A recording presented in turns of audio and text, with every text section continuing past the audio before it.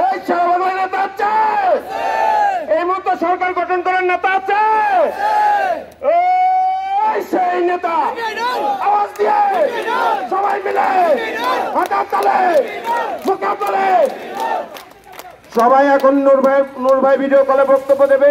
সবাই ভাইয়ের বক্তব্য মনোযোগ দিয়ে শুনবেন। সবাই একসাথে ভিতরে যাও, স্লোগান দাও না, এই ভিতরে যাও স্লোগান। এই ভাই আপনি ভিতরে যাও ভাইয়া। এই সবাই আমাদের নেতা ডাকসু সাবেক ভেবে, যার জন্য আমাদের এই যে এত আন্দোলন করে বাংলাদেশ স্বাধীন করেছে, সেই আমাদের প্রাণপ্রিয় নেতা এখন আমাদের মধ্যে বক্তব্য রাখবেন ভিডিও কনফারেন্সে। তোমরা নেতা আছে, নেতা আছে, আগামীতে প্রধানমন্ত্রী হওয়ার মতো নেতা আছে, সেই নেতা আওয়াজ দিয়ে সবাই বলো চলে। ভাই আমার নির্বাচনে আসন খুবসা উপজেলায় বক্তব্য দেবেন ভাইয়া। আমার পাশে আমার নির্বাচনে আসন ভাইয়া।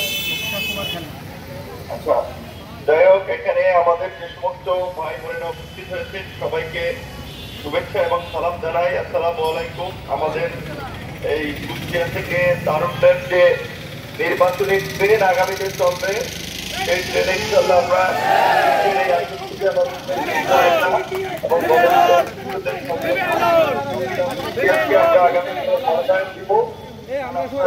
রাজনীতিতে তরুণরা নতুন মুখ আসুক, তরুণরা এগিয়ে আসুক। আপনারা এই গণ অভ্যুত্থানে দেখেছেন যে গতানুগতিক রাজনৈতিক দল এবং নেতৃত্বের বাইরেও ছাত্র জনতা, সাধারণ মানুষ কি অসাধারণ ভূমিকা রেখেছে। ফলেই আমরা এই 15 বছরের শাসক শেখ হাসিনাকে তাড়াতে আমরা সক্ষম হয়েছি। আজকে সারা বাংলাদেশের মানুষের আকাঙ্ক্ষাকে নতুন বাংলাদেশ বিনির্মাণ, নতুন রাজনীতি বিনির্মাণ এবং নতুন নেতৃত্ব।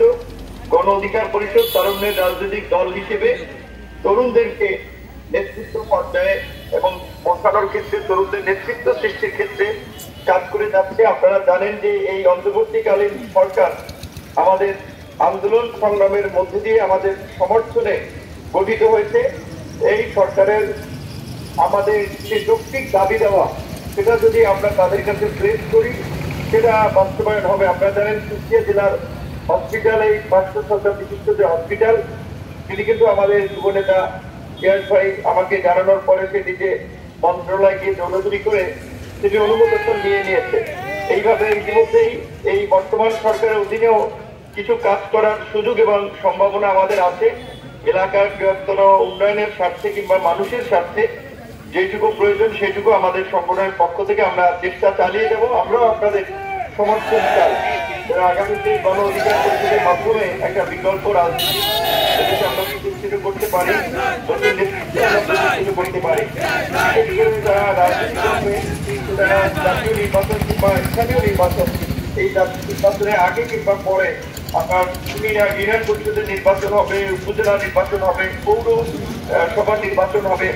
যারা আসলে নেতৃত্ব দিতে চান তাদেরকে জনগণের কাছে যেতে হবে, জনগণের সুবিধা অসুবিধাদের পাশে থাকতে হবে এবং জনগণের পালস বুঝতে হবে। আশা করি আমাদের তরুণ নেতৃবৃন্দ সেদিক থেকে অন্যদের তুলনায় এগিয়ে আছে।